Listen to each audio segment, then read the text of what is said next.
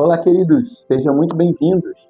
Eu sou o Padre Rodrigo Carneiro e esse é o nosso canal Atraídos pela Palavra de Deus.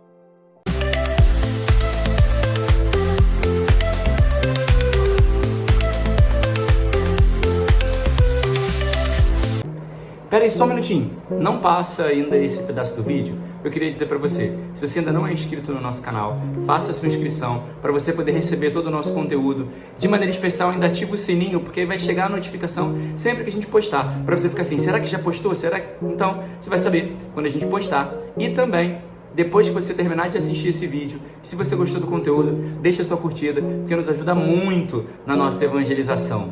Deus abençoe, gratidão. Vamos então agora à nossa partilha da Palavra de Deus.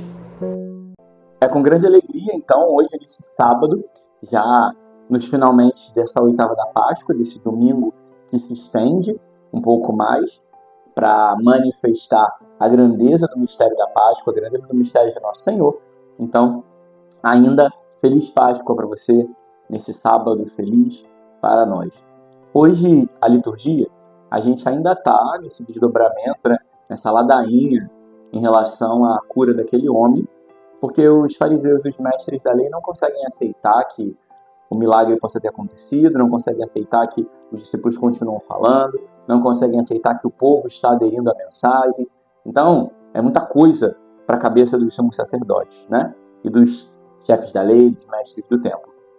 E aí, eles vão, em primeiro lugar, se questionar. Hoje é interessante que eles se questionam por como que Pedro e João, homens de pouca instrução, falam com tanta autoridade no templo, falam com tanta autoridade das coisas do alto, porque eles falam com uma autoridade que não é deles, mas eles manifestam uma autoridade que é dada pela ação do Espírito Santo. O Espírito Santo, quando nós nos abrimos a Ele e nos permitimos, Ele nos dá autoridade.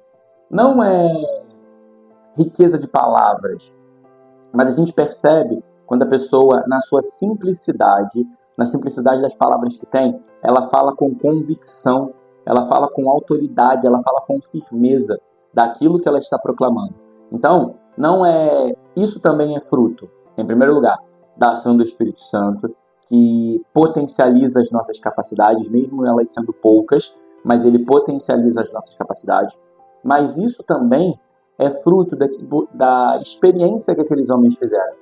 Eles não estavam falando de uma coisa que eles ouviram. Eles não estavam repetindo uma ideia, repetindo uma mensagem, mas eles estavam falando de uma experiência que eles fizeram com Jesus, do Jesus que eles experimentaram, do Jesus que era um homem que transformou a vida deles. Então é diferente quando eu falo de uma experiência que eu vivi e quando eu repito alguma coisa que os outros falam. Por exemplo, eu poderia falar para vocês aqui, imagina, uma pregação assim que a gente está vendo. A pessoa, ela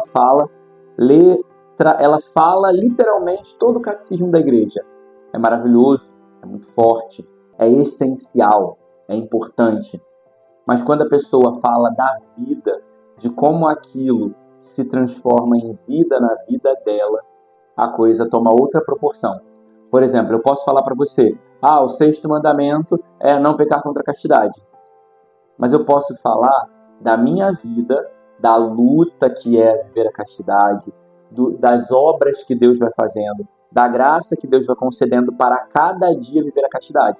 Então olha como são duas coisas diferentes. Eu posso falar somente de uma teoria, que eu li no Catecismo da Igreja e reproduzir para você, uma teoria que é importante, não estou desmerecendo e desvalorizando o Catecismo da Igreja, pelo amor de Deus, mas eu estou dizendo também que quando aquela teoria ela se torna prática na minha vida, quando aquela teoria se torna verdade na minha vida, quando aquela teoria faz sentido na minha vida e eu falo dessa experiência que eu fiz, isso é mais profundo. Então essa também era a autoridade de Pedro e João, porque eles não falavam de um Jesus que eles escutaram falar, mas eles falavam de um Jesus que eles experimentaram, de um Jesus que foi uma verdade, que foi o Senhor da vida deles, que foi aquele que tudo fez e transformou na vida daqueles homens. Então, mas ainda assim, os mestres da lei e os saduceus querem a todo custo calar a voz dos discípulos. Então querem mandar eles pararem de falar, vão mandar eles pararem de falar, eles não podem falar. Vamos dizer para eles que eles têm que se calar. No mundo de hoje, a gente vê que desde aquele tempo, dos primeiros séculos, O povo, os homens, querem calar a voz de Deus, querem calar os sinais do Senhor, querem calar a obra de Deus. E nós, muitas vezes, por medo, por desejo de agradar, por não conhecer, por não ter experimentado de Deus, nós muitas vezes também nos calamos. Nós omitimos a verdade, nós maquiamos a verdade, nós damos sorrisos amarelos, nós não anunciamos verdadeiramente o amor de Deus e o chamado que Deus tem para cada um de nós. Nossa liturgia de hoje é uma liturgia de resgate, de levantar servos, de levantar arautos do Evangelho, de levantar pessoas que vão proclamar a palavra de Deus. E porque é interessante que Pedro e João, eles não vão obedecer aquela ordem que os mestres estão dando, mas eles vão simplesmente, em primeiro lugar, desejar obedecer e agradar a Deus. Porque o sentido primeiro da vida deles era obedecer a Deus. Então nós precisamos caminhar nessa dinâmica de agradar em primeiro lugar a Deus. E se acontecer dos homens não ficarem agradados ou felizes, infelizmente é problema deles, né? Mas nós precisamos desejar e querer sempre em primeiro lugar agradar a Deus, fazer aquilo que é a vontade de Deus, fazer aquilo que o Senhor pede para cada um de nós, para que possamos realizar então uma obra que não é nossa, mas é dele. E a obra do Senhor, ela precisa ser feita, realizada e desenvolvida. Também, nós vamos ver que eles não tiveram condições de fazer nada contra aqueles homens, porque, em primeiro lugar, o povo havia feito uma experiência com a cura daquele homem, e eles glorificavam a Deus. Então, eu e você, nós precisamos também ser um sinal que faça outros conhecerem a Jesus, gerar essas experiências que vão justamente fazer as pessoas experimentarem de Jesus. E quando elas experimentam, não há como calar, porque eles queriam calar a voz dos discípulos, mas a experiência já havia chegado às pessoas. As pessoas já haviam feito aquela experiência. Então, por mais que eles calassem os discípulos, a história ia se espalhando, porque o povo havia experimentado, o povo havia visto, o povo estava com uma realidade, uma verdade diante dos olhos, porque haviam conhecido aquele homem antes e conheceram aquele homem depois, curado, e entenderam que foi pelo nome de Jesus que aquela obra aconteceu.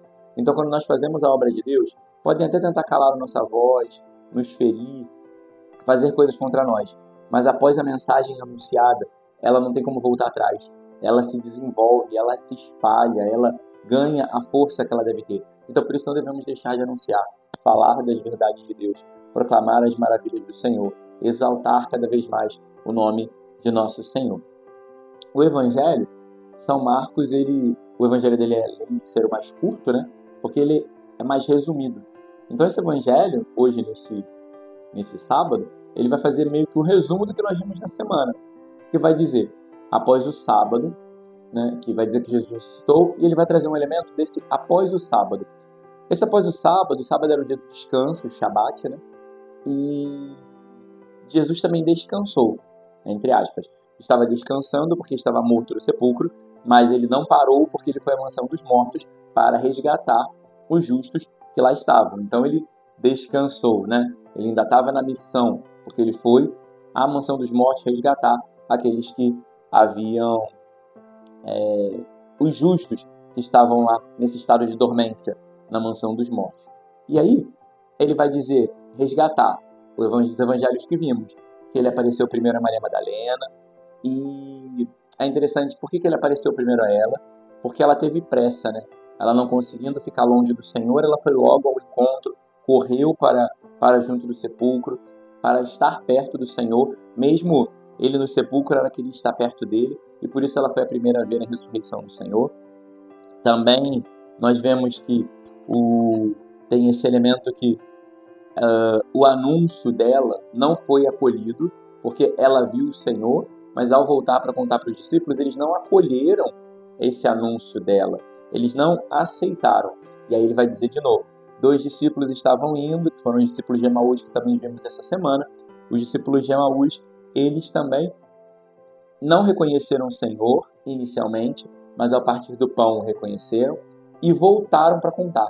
E aí traz esse elemento, que Madalena contou e ninguém acreditou. Os discípulos de Emaús contaram que haviam visto o Senhor e ninguém acreditou também. E aí, então, Jesus aparece para aqueles e questiona a falta de fé. Porque os discípulos, naquele momento, ainda estavam com essa característica de multidão. Eu tenho falado muito nesses dias, assim, um pouco dessa característica de multidão, que é o quê? É você ficar apegado aos sinais. Se eu não ver, eu não vou acreditar. Se não acontecer, eu não vou acreditar. Então, eu acho que nós precisamos sair desse lugar de ser multidão, de ser aqueles que estão acostumados a acreditar só se virem os sinais, só se virem as coisas. Nós precisamos também confiar em Deus e acreditar nas suas obras, independente daquilo que estamos vendo. Porque aquilo que Deus fala, Ele cumpre. E Ele havia dito que iria ressuscitar. Mas os discípulos não haviam acreditado, não haviam prestado atenção na palavra do Senhor, não haviam fixado o seu coração naquilo. Nós vimos que João, vai dizer o texto do domingo de Páscoa, viu e acreditou, porque João havia guardado no coração as palavras do Senhor. Quando a gente guarda no coração a palavra do Senhor, as coisas vão fazendo sentido na nossa vida. Então precisamos acolher no nosso coração essa palavra para que ela, quando as coisas se realizarem, mesmo sem vermos os sinais, possamos acreditar. E aí ele vai dar, no final, um mandato perene para os seus discípulos, que é para que eles possam ir a todo mundo e anunciar o Evangelho. Hoje, queridos, a todo tempo, aquilo que é anunciado, se a gente liga a televisão, se a gente vê as reportagens, a todo tempo se fala de notícias ruins, de assassinatos, de crise, de corrupção, de guerra.